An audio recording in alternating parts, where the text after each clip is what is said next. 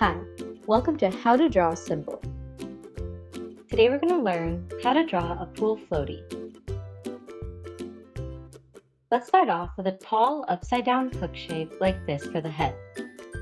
Then, draw a sideways U shape for the beak.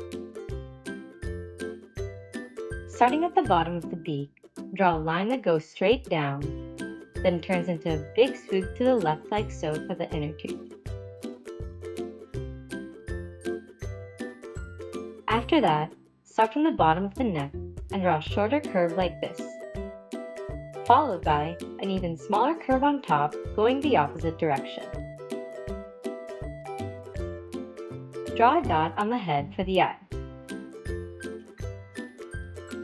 To add more detail, draw a really small rectangle on the back of the floaty for the valve.